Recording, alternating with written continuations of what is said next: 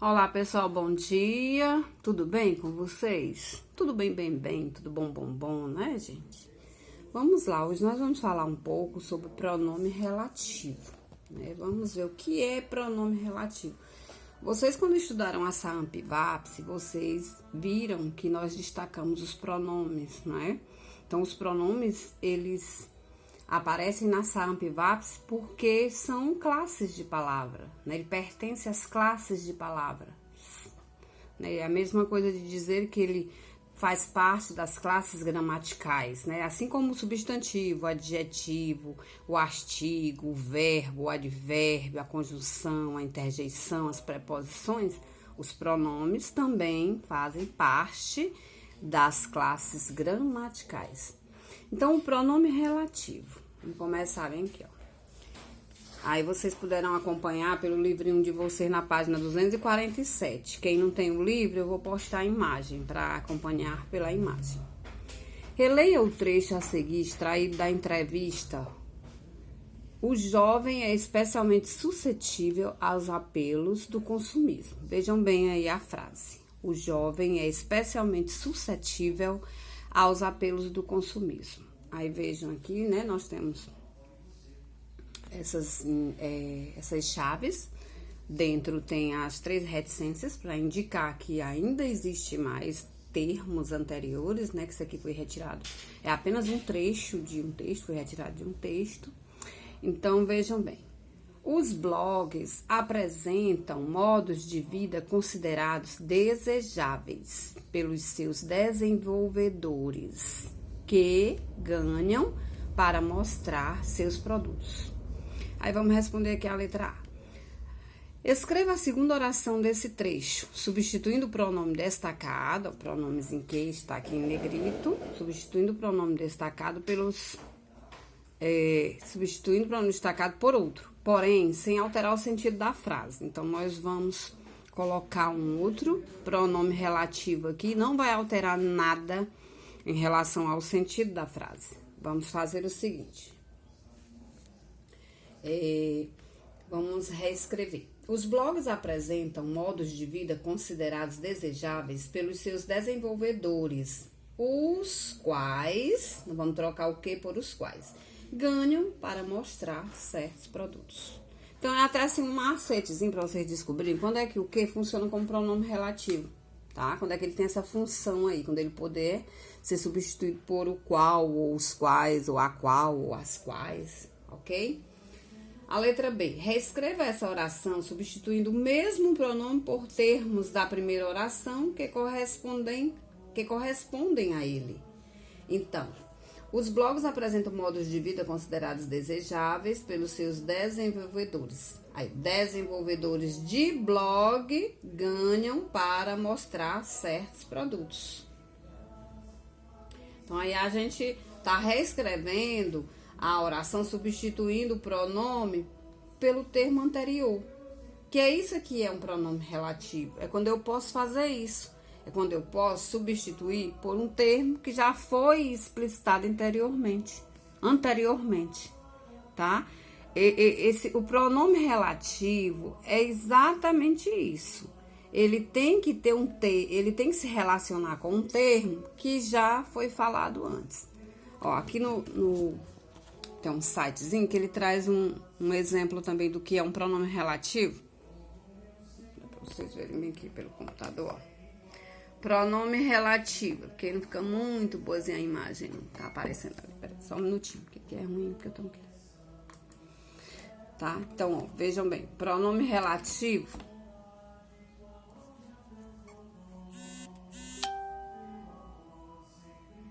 são os que se relacionam com um termo anterior. Por isso, ao mesmo tempo, só um minutinho aqui. Por isso, ao mesmo tempo que desempenham o papel de pronomes, também exercem a função de conectivos. Por que eles exercem a função de conectivo? Porque eles ligam uma oração à outra. É o que eu ensinei para vocês, que são aquelas oraçõezinhas que são coordenadas e são subordinadas. Nesse caso aqui, ela é uma oração subordinada, porque ela exerce uma relação de dependência em relação à oração principal, tá?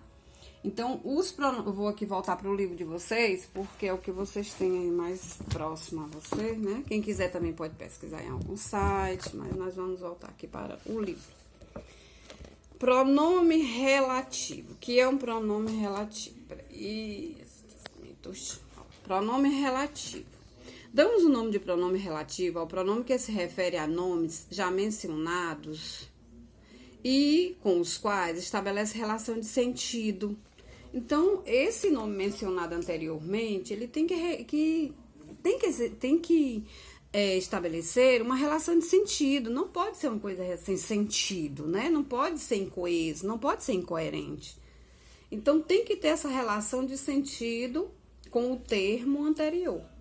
Ao usarmos esses pronomes, nós evitamos a repetição dos termos nas orações, sendo compreensíveis as relações estabelecidas entre eles e a identificação dos termos que substituem, porque ficava um texto tão prolixo, um texto tão feio, se você tivesse que estar repetindo o termo anterior sempre, né? É o que eu digo para vocês quando vocês estão escrevendo os textos de vocês, procurar não evitar a repetição, procurar não repetir demais, fica feio. Quando você está lendo aquele som que sai, né, aquela nasalização, fica feia quando há repetição demais de termos. Então, é para isso que nós usamos os conectivos. Além disso, os blocos... Peraí, aí eu aqui. Ao usarmos os pronomes, evitamos a repetição dos termos nas orações, sendo compreensíveis as relações estabelecidas entre eles e a identificação dos termos que substituem. Por exemplo, além disso, os blogs apresentam modos de vida considerados desejáveis pelos seus desenvolvedores que ganham para mostrar certos produtos. Quer dizer, esse que aí é exatamente os desenvolvedores que ganham para mostrar certos produtos. Ó, a primeira oração. Além disso, os blogs apresentam modos de vida considerados desejáveis pelos seus desenvolvedores. Aí nós temos a primeira oração. A segunda oração. Que ganham para mostrar certos produtos. Nesse exemplo, a segunda oração equivale a quê? A desenvolvedores de blogs ganham para mostrar certos produtos. Então, ó, para não repetir esse desenvolvedores de blogs ganham para mostrar certos produtos, eu uso o que? Bem aí no desenvolvedores, né? Desenvolvedores de blogs. Retiro desenvolvedores de blogs, coloco o pronome relativo que é exatamente essa palavrinha que ela serve para substituir um termo que já foi mencionado anteriormente, tá bom? Então, os pronomes relativos, vamos dar continuidade aqui. Os pronomes relativos constituem-se de formas variáveis e invariáveis e podem vir precedidos de preposição, conforme a regência dos verbos da oração. Por exemplo, quando eu tenho um pronome relativo aqui na qual, é preciso que eu tenha aqui uma preposição em mais a qual para formar pronome relativo na qual, tá? Eles são constituídos na forma variáveis e invariáveis. Tem uns que eu posso colocar o S para variar, mas tem outros que eu não vou poder colocar o S. Não existe essa forma, né? Então, vamos ver aqui. De mais a qual, eu tenho da qual. A preposiçãozinha de, eu acabei de dizer que eles são constituídos variáveis e invariáveis, eles podem ou não vir precedidos de conjunção. Aí vai depender, ou de preposição, vai depender aí da regência dos verbos da oração. De mais o qual, do qual, a mais onde, que dá onde, e o de mais onde, que dá donde. Formas invariáveis. Quais são as formas que não variam? O que, o quem e o onde, né? Não dá para dizer quem é você, aliás, não é nem esse exemplo, né? Que aí eu já tô colocando como pronome interrogativo.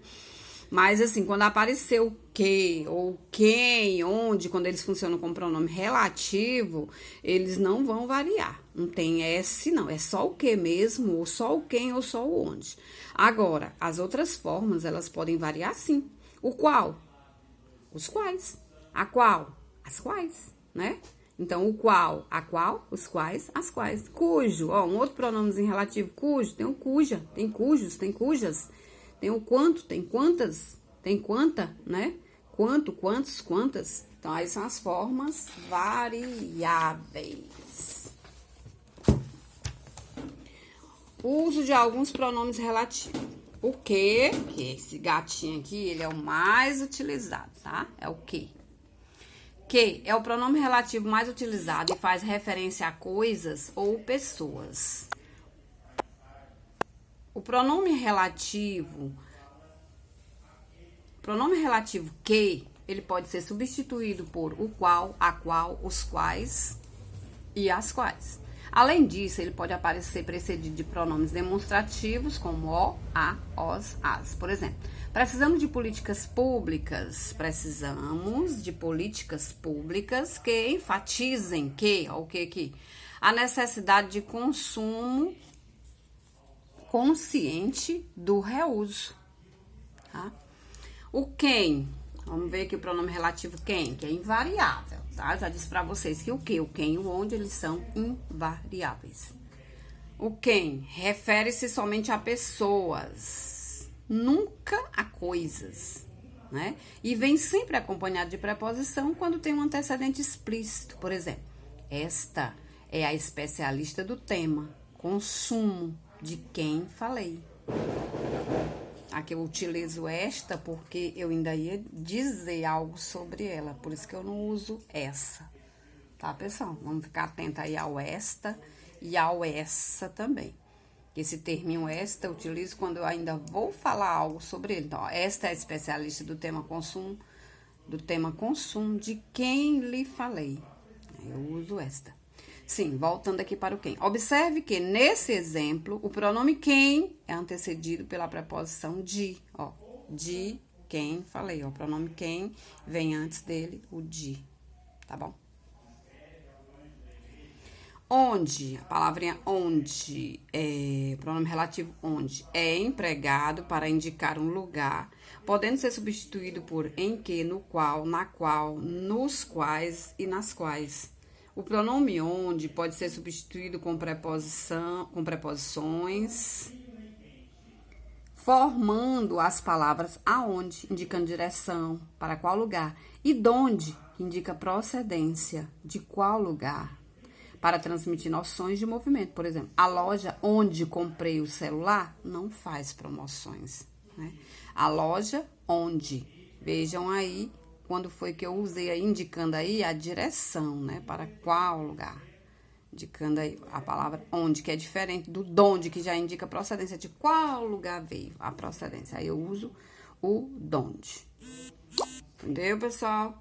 Então, vocês irão fazer só essa questãozinha, a segunda questão, porque amanhã também é sábado letivo, aí nós vamos dar continuidade amanhã com mais exercício, ok? Daqui a pouco eu passo o exercício para vocês, além da segunda questão, desse assunto, sobre esse assunto, nós temos também a nossa leitura do livro Caçador de Pipa, que eu já quero concluir, porque nós temos que findar, né? Chegar ao fim da nossa leiturinha, com fé em Deus, terminarmos o nosso trabalho. Tchau, cheio, tenham um bom dia.